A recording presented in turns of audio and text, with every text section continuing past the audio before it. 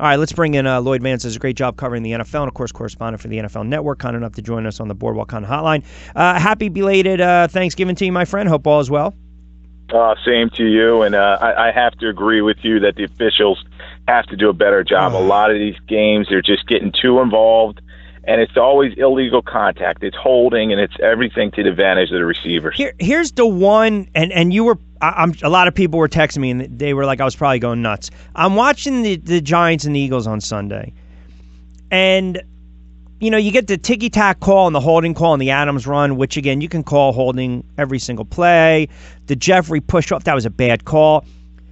But then you get the play where Beckham was not mugged once but twice. And then when he pleads, you're talking about a star player in the NFL, clearly fouled, clearly interfered with, clearly mugged. Forget about the Barkley play where Jenkins mugged him as well.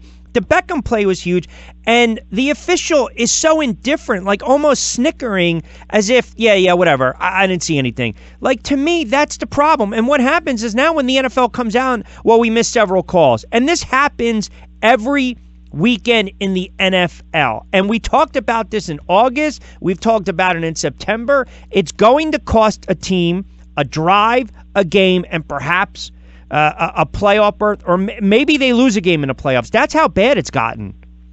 Yeah, I have to agree with you. And it's just consistency on the officials level. They have to. I don't know if it's because some of them are new and a lot of the older guys have retired and moved on and now they're on TV. But these guys have to do a better job interpreting rules and know when to throw a flag and when not to. And then you look at that game, the Rams against the Chiefs a couple weeks ago, the most exciting game of the season. There was just a ton of flags over and over at the beginning of the game, and it just almost made it unwatchable, as you were saying. So got to do a better job. We're moving towards a playoff push, and you're right. You don't want to see this affect a game and a team making the playoffs or not making the playoffs. No, and it was worse when you have Spielman sit there, and he's literally agreeing with the calls, and I'm thinking, what the hell game are you watching? But listen, talking about the broadcast is for another day. All right, but at the end of the day, the Eagles did get the win. Were you as shocked as I was that the Giants had decided we're not even going to attack that secondary in the second half, and they're not even going to give the ball to Saquon Barkley? Because I had people actually it was absurd. Well, why would you run him in the ground? Well, hold on a second. He's arguably one of the best backs in football. He's shredding that defense. You mean to tell me you can't give him 25 to 28 carries in that game? I mean, they let the Eagles off the hook. You have to work to your strengths, and Saquon was just gashing him over and over again for big plays. He had a rushing touchdown, receiving touchdown, and he was very good in space, and they could not have an answer for him. And as you were saying, that secondary, everybody knows, kind of weak going into the game, and then all those injuries piling up, and they were attacking him in the first half, and they just took their foot off the gas. They're up 19-3, and the home crowd's booing, and you think that the Eagles are going down for a bad defeat. But Shermer just kind of, he decided to go another direction, and then the Eagles just started playing their type of football where they're getting after their quarterback. Eli did not look comfortable back there. And then finally the Eagles ran the football with some consistency. Yeah, they did with Clement and Josh Adams. I look around the NFC, and you have the Rams, and you have obviously the New Orleans Saints. I don't know if I'm a big believer in the Bears as a whole. Yes, with their defense, and now they basically get a bye Sunday because they're playing the Giants in New York. So that's a game that they should definitely win. Then you have Carolina that start off so strong. They start to fade. Minnesota, I think Kirk Cousins has played really well this year, but when you're making that kind of money and you look at Minnesota, this is a team, they're 6-4-1. I think the expectations would have been they're an 8-3, kind of a 9-2 team, but they're still there. Atlanta's out of it.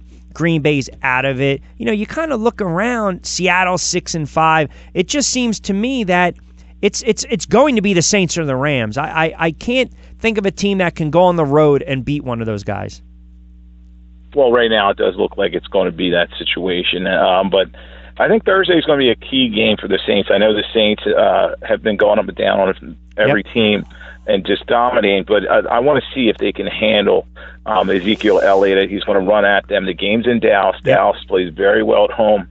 And also defensively, let's not forget, Dallas can get after the quarterback. And I know Drew Brees only been sacked 11 times this season, but maybe they can get some pressure on him. But right now, I'd have to agree with you and say, yes, it's going to be the Rams and Saints again in NFC Championship. Yeah, and Tyron Smith's going to be a game-time decision for the Dallas Cowboys. So, again, that can be huge. I can tell you this. If the Dallas Cowboys beat the Saints, they will probably go on a run because that gets them at 7-5. Even if they stub their toe against the Eagles and fall to 7-6, they've got the Colts, who, listen, that game's going to be a tougher game, but you got the Bucs and the Giants. So my point is, this is a team that they'll get to 10, right? 10 wins, and that should be enough to win you the East. It should, and you know, Dallas, you have to buy into them. You know, you have to wait and see, is this a true thing? But they won 3 games in a row, and this is a good situation for them, having 2 consecutive home games. And then you talk about the schedule kind of is favorable down the stretch. The Eagles just have to look at who's in front of them and try to get a win. Washington also in the mix there, so we'll see which one steps up next Monday night. But the Eagles just have to go one play at a time. But right now they are looking up at the Dallas Cowboys. You know, we talk about guys like Mahomes and Goff and Gurley and Brady and Breeze as MVP, and then you look at the season that Andrew Luck is quietly having, which he's having, for everyone that wrote him off, foolish, because he's having an unbelievable season, and they're keeping him upright. He's only been sacked 11 times this year. And then you look at the numbers that Phillip Rivers is putting up. I mean, you can easily say Andrew Luck, MVP conversation, definitely comeback player of the year. Phillip Rivers right now could be the most valuable player in the NFL. Yeah, both of them have really lifted their level of play, and they are chasing Kansas City. But I really want to see how the Chargers are going to do without Melvin Gordon. He's banged up. He's got an MCL in the next couple of weeks. And Luck, you know, that team is still kind of coming together, looking for some weapons on that team to kind of help him out other than T.Y. Hilton. And also the offensive line is kind of beat up. So very nice story. They won a game they probably shouldn't have against the Miami Dolphins, but they are improving. Listen, that throw he made late to get them down in field goal range, there's there's a handful of quarterbacks that can make that throw. I mean, that's just he's a great quarterback. And again, if you keep him upright, injuries aside, they're going to win a lot of games with him. You know, I'm also looking around the AFC. You mentioned Kansas City. You know, Pittsburgh with a bad loss. You know, how about Denver, right? Denver now, 2 big weekends in a row where they're plucking off really good teams, Los Angeles and then Pittsburgh on Sunday. How about the job that Joseph has done in Denver and the Denver Broncos where, you know, right there, they're a fringe playoff team. They are. He's trying to save his job, and the team has really stepped it up. They found a great running game with that rookie, and he's just pounding the football. And then their receivers, why Sanders is doing a great job as well. Defensively, they can get after anybody now that they have Harris kind of stepping around at the corner position, and then they have a defensive line that can get after people. So very good game wins for Denver the last couple of weeks, and we'll see if they can keep it going. They're playing a very bad Cincinnati team. They're going to Cincinnati.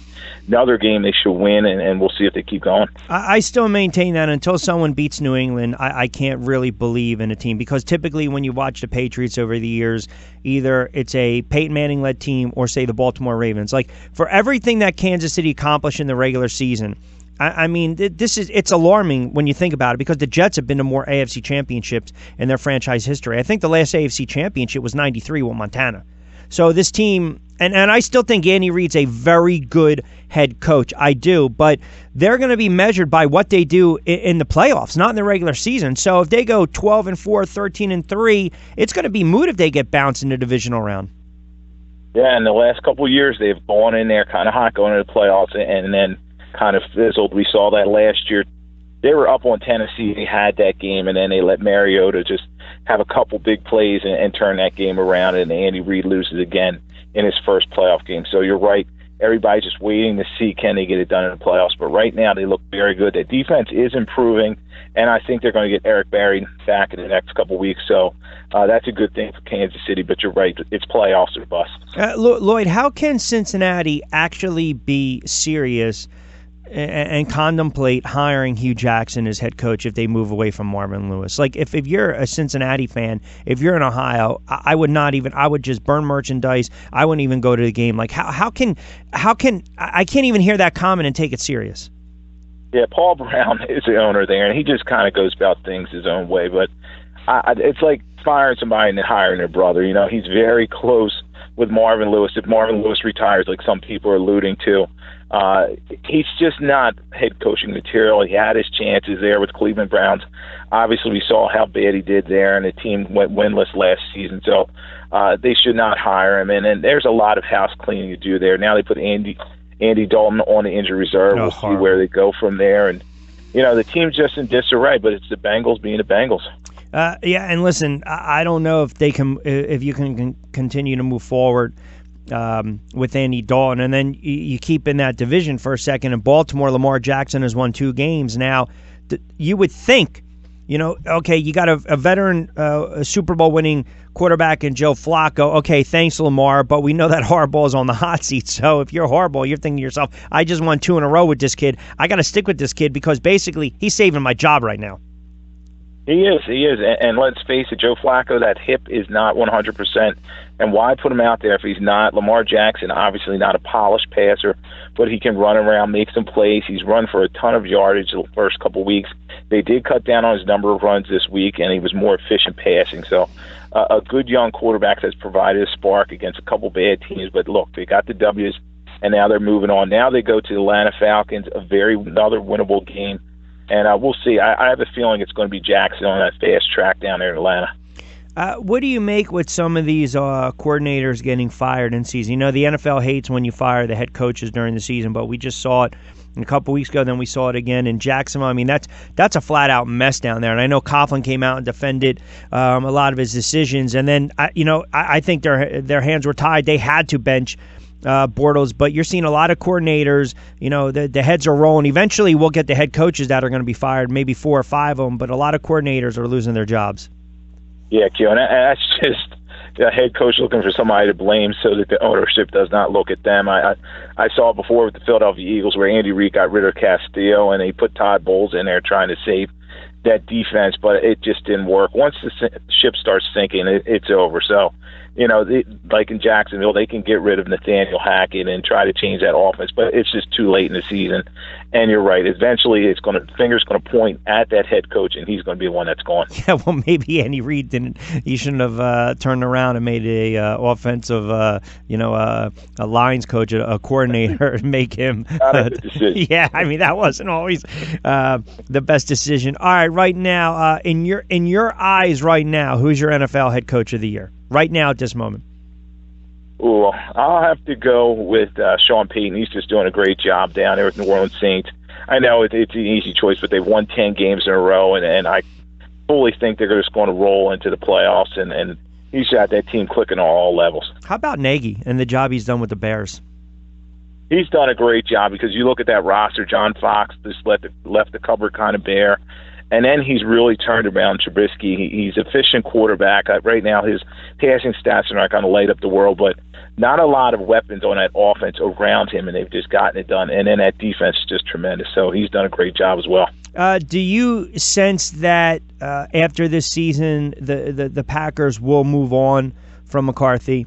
Because I'm watching the game the other night, and I actually said it yesterday. As great as Aaron Rodgers is getting older, and I know he's not 100%, but I've seen him miss throws that it's very un-Rodgers-like. I mean, he doesn't miss wide-open receivers in the end zone, in the back of the end zone. Again, that's not on head coaching. The quarterback's got to make the throw. But my point is, this offense, they haven't been innovative. They haven't. They've run the same offense when they had Favre there. I mean, there's just no creativity at all. Yeah, and once a coach and a quarterback been together a long time, close to like 10 years or so, things just start to get stale, and the message just is not being heard by the players. And I think that's what's happening there with the Packers.